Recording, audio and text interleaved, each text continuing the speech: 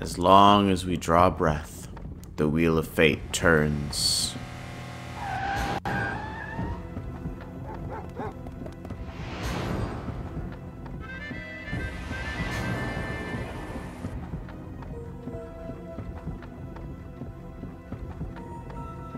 Spinning big crimes and little crimes together. And when the wheel stops,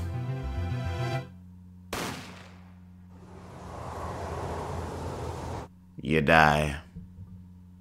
After his former boss got convicted, Apollo Justice finds himself with no other option than to approach the man who gave him forged evidence. Or the girl. Phoenix Wright's law office is now run by the former attorney's daughter, or at least that's what she tells Apollo. Her name is Trucy Wright and she's a magician, in case her blue diamond outfit didn't make that clear at first glance. The Write Anything Agency, as it's now called, only has 2 employees, both from the same family line.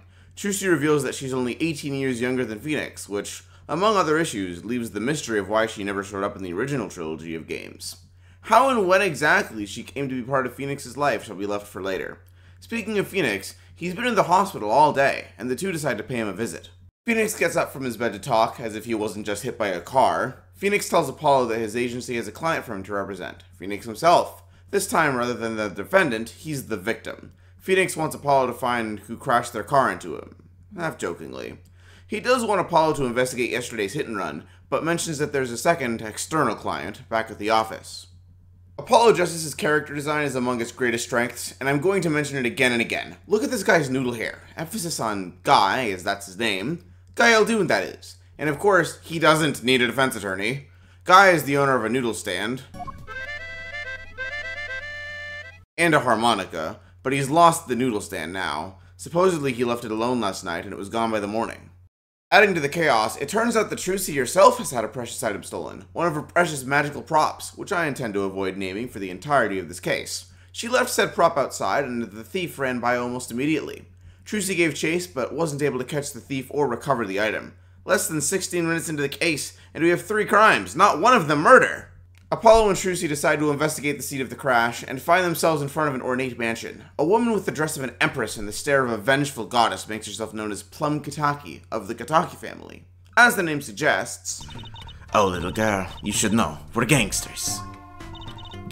Oh, that means you're the bad guys. Trucy, through me, please, I'm begging you here. Plum explains what she saw of the accident. Around 9 p.m., the car crashed into Phoenix in a paint bucket, hence her cleaning outside. She threw some trash in the garbage can beside the nearby park, but a strange and hurried girl appears briefly before Apollo and Trucy can investigate it. When they do, they find a pair of slippers and a side view mirror, the latter of which probably got knocked off when it hit Phoenix. The two try to enter the park, but the police won't let them in.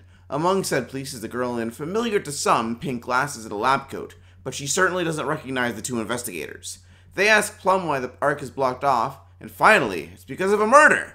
Plum also mentions that a precious item of hers was stolen, one that looks similar to Trucy's magic prop. The hurried girl from just before enters the Kitaki mansion, and Trucy hands her a flyer for the Write Anything Agency before she vanishes into the stronghold. Apollo and Trucy arrive at Guy's noodle shop, or where it would be if he still had a stand. Yet another police car is parked next door in front of the Maractus Clinic, where Trucy claims the thief escaped to. Guy explains his crime a bit more. He parked his stand outside before 10 p.m. last night, and it was gone by sunrise. When asked about the clinic, he shows just a bit of sarcasm toward its doctor, and says the police arrived this morning. Trucy leads Apollo into the clinic's garage, home to a green car with a pink phone between its wheels. They pick up the phone and even find Trucy's magic prop inside the car's tailpipe. No sign of the thief, though. The car's side view mirror is also broken. This fits all too well with the mirror from the park. The car that hit Phoenix seems to be Maractus's. Apollo and Trucy report back to Phoenix, who sheds a bit more light on Maractus. He supposedly has ties to the Kitaki family. Of course, he has no time to discuss payment. The two return to the office, where the delicate girl from before shows up. Her name is Alita Tiala, and she's finally come to ask for a defense attorney. Her fiancé, Waki Kitaki, has been charged with murdering someone at the park. She gives Apollo a letter of request, and they go back to the park. Before they're led into the park, they cross paths with someone eerily familiar. Whatever his deal is, he escorts them to the crime scene, refuses to elaborate, and leaves. The lab-coated officer attempts to shoo them, but reviews their letter of request and allows them to stay. She gives them her name, Emma Sky, and begins to shoo even louder than Apollo can talk. At least they found the noodle stand, which was supposedly being pulled by the murder victim. They report to Phoenix again, who engages in further sarcasm with Apollo. He does seem to recognize both the police officer and the not Kristoff, Gavin. The latter's name is Clavier, and he tells us to pick up a gift for the former at his office, a bottle of mysterious white powder. Giving the powder to Emma gets her interested. She seems to know Phoenix, but not his daughter. The powder is used for dusting fingerprints, and she had used it while working on a case with him. The victim is Pal Maractus, and a witness apparently saw Walkie and the victim last night. It stands to reason that Dr. Maractus was the one who stole the stand, but there's no explanation as to why. A small knife, also known as a shiv, is sticking out of the ground, and Emma jumps at the chance to analyze it for fingerprints. In case you haven't played the previous games, Emma Sky comes from the very first Phoenix Wright title, or rather the DS port thereof. The game's fifth case was made in part to entice Japanese fans, who played it on the Game Boy Advance, to buy the game again, and it uses the DS's touchscreen for investigation minigames such as solving jigsaws and reviewing video evidence.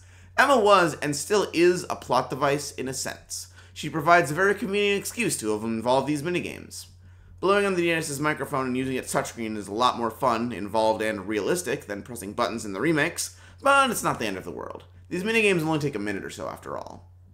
In any case, the prints on the shiv match Walkie's, and Emma couldn't be happier. Investigating the trash can reveals, I'll say, a look-alike to Trucy's magic prop, likely the item Plum had stolen last night. Apollo and Trucy go to the detention center, but so much has happened today that there's no time to ask the defendant any questions, and so the chapter ends. The beginning of this case is a great show of Apollo Justice's strengths. The game, not the character. The murder doesn't get revealed for the first half of this chapter, and so many other things get thrown at you that you'd be forgiven for assuming there isn't even going to be a murder. The pretense gets dropped just a bit too early. The stolen turnabout from the previous game does a better job at luring you in, I think. But it's still a nice change of pace to learn about and solve a couple other crimes, even if for just half an hour. There are also a few instances of humorous writing and great character design. You can just tell from their sprites and animations that Alita is meant to be an angelic figure, while Guy and Plum have emotions that they're struggling to hide. Unlike Turnabout Trump, however, the case's complexity does leave room for a few missteps in my opinion. For one, so much gets thrown at you that you don't really have all that much time to bask in the pre-murder plot. You probably spend around 20 minutes learning of all the smaller crimes that have been committed, and Plum's mentioning of the murder should make it obvious that it'll become the main focus of this case once you're allowed to investigate that. In addition, the game begins a worrying trend of being unable to talk to your client before the trial begins. You might have noticed that very little information about the murder came to light, and that's going to remain true with the game's next two cases. This, I believe, is done to make the first trial days more exciting, as more revelations occur during this game's trials, and to pack more intrigue into each case's second investigation day. However, this makes early investigation sequences seem unimportant, bordering on unengaging. Fortunately, the game's characterization and aesthetics pull through and carry these sequences like a dead man stealing a noodle stand. Like a good roll of ramen, the ingredients just need time to simmer and mix, and hopefully Apollo is able to cook up a good defense in court tomorrow.